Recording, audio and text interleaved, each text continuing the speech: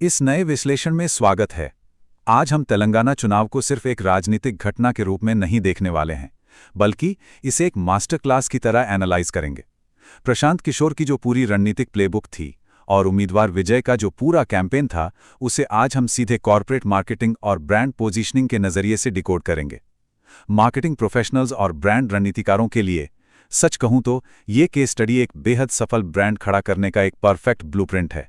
चलिए शुरू करते हैं। आज का हमारा एजेंडा बिल्कुल एक corporate go to market playbook की तरह चलेगा। हम शुरुआत करेंगे मार्केट रिसर्च और पेइंग पॉइंट्स को समझने से, फिर डेटा आधारित ऑडियंस सेगमेंटेशन, ब्रांड आइडेंटिटी का विकास, direct engagement, omnichannel marketing और आखिर में रणनीतिक जीत के टेकअवे पर बात करेंगे। मतलब ये पूरी तरह से एक डीप डाइव होने वाला है। आइए सबसे पहले चरण की बात करते हैं, मार्केट रिसर्च और पेन पॉइंट्स। ये किसी भी कैंपेन की सबसे मजबूत नींव होती है। अब देखिए, प्रशांत किशोर की सबसे बड़ी ताकत क्या है? वो है ग्राउंड रियलिटी, यानी जमीनी हकीकत की गहरी समझ। जिस तरह बड़ी बड़ी कॉर्पोरेट कंपनियां अपने कंज्यूमर्स की नब्ज पकड़ने के लिए रिसर्च करती हैं ना, ठीक वैसे ही इस कैंपेन में टीमों को सीधे गांवों में डिप्लॉय किया गया। हवाई धारणाओं पर नहीं, बल्कि आमने सामने बैठकर सीधे इंटरव्यू किए गए। मकसद सिर्फ एक था, असली हकीकत को समझना। और इस ग्राउंड रिसर्च का नतीजा क्या निकला? टीमों ने समस्याओं को बेहद सटीकता से एकदम पिन पॉइंट करके पहचाना। रोजगार की कमी, किसानों की परेशानी और विकास की धीमी रफ्तार, ये तीन बहुत ही स्पेसिफिक और लोकल शिकायतें थीं जिन्हें सबसे बड़े पेन पॉइंट्स के रूप में मार्क किया गया। और दिलचस्प बात यह है कि आगे चलकर कैंपेन की पूरी मैसेजिंग स्ट्रैटेजी बस इन्हीं तीन पिलर्स के इर्द गिर्द बुनी गई।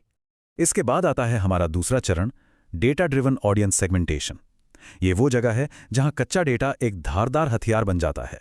एक तरफ होता है पारंपरिक राजनीतिक दृष्टिकोण जो जेनेरिक मैसेजिंग और पुरानी मान्यताओं पर चलता है, मतलब सबके लिए एक ही भाषण। लेकिन इसके बिल्कुल उलट यहां माइक्रो डेटा ड्रिवन अप्रोच अपनाया गया। हर एक विधानसभा क्षेत्र का एकदम बारीक डेटा तैयार किया गया।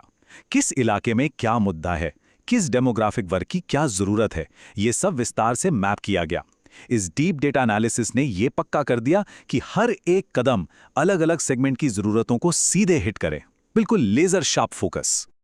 अब बारी थी तीसरे चरण की, डेवलपिंग द ब्रांड आइडेंटिटी।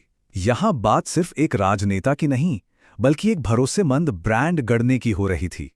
अपने प्रोडक्ट यानी कैंडिडेट विजय को मार्केट के लिए तैयार करने का प्रोसेस बड़ा ही शानदार था। पहला स्टेप, स्पीच और कम्युनिकेशन की कड़ी ट्रेनिंग। दूसरा स्टेप, केवल उन चुनिंदा मुद्दों पर फोकस करना जो डेटा से बैकअप किए गए हों। और तीसरा, सबसे अहम स्टेप, एक ऐसा रिश्ता बनाना जो सीधे जनता के दिल से जुड़ा हो।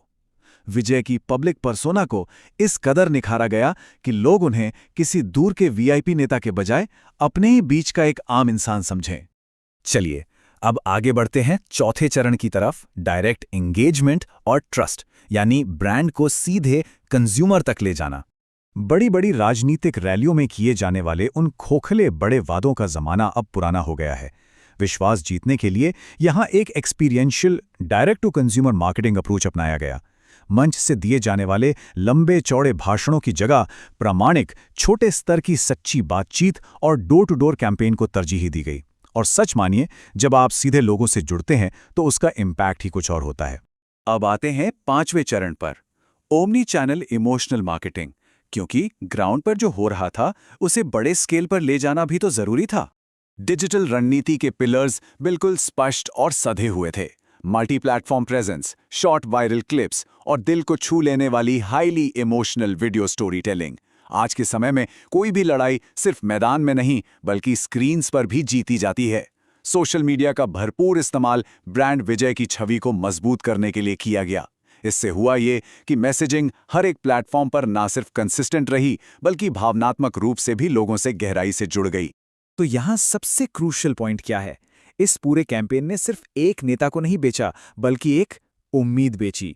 इस ओवरआर्चिंग डिजिटल और इमोशनल स्ट्रेटेजी ने ब्रांड को एक उम्मीद की किरण के रूप में मजबूती से स्थापित कर दिया। इस अप्रोच ने कंज्यूमर्स का इमोशनल बायन पूरी तरह से लॉक कर दिया, जो सच में किसी भी सफल मार्केटिंग अभियान का अल्टीमेट गोल होता है। और अंत में छठा चरण, स्ट्रैटेजिक विक्ट्री और टेक अवे।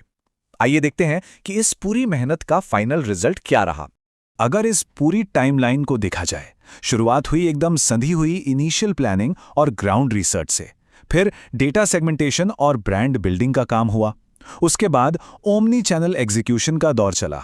और जब आखिर में मतदान का दिन आया तो जनता के वो फैसले बस वोटों में तब्दील हो गए। पब्लिक ट्रस्ट और स्ट्रेटेजिक एग्जीक्यूशन का ऐसा बेजोड़ संगम देखने को मिला कि जीत तो बस एक फॉर्मेलिटी बनकर रह गई। एक बहुत ही सटीक बात कही गई है, राजनीति में जीत वही करता है जो जनता को समझता है। ये ऐतिहासिक जनादेश सिर्फ कोई तुक्का नहीं था, ये जीत थी एक फ्लॉलेस रणनीति की, महीनों की ठोस प्लानिंग की और सबसे बढ़कर अपने कंज्यूमर को गहराई से समझने की। अब आखिर में एक सवाल कॉर्पोरेट दुनिया के लिए। आज के आधुनिक कॉर्पोरेट ब्रांड्स की ज़मीनी हकीकत और उनका इमोशनल कनेक्शन इस रणनीतिक मैंडेट के सामने कहाँ ठहरता है? क्या हमारी मौजूदा मार्केटिंग रणनीतियां इस गहराई से रिसर्च किए गए और इतने शानदार तरीके से एग्जीक्यूट किए गए कैंपेन की बराबरी कर सकती हैं? ये वाकई सोचने पर मजबूर करता है कि असली ब्रांड लॉयल्टी कैसे बनाई जाती है।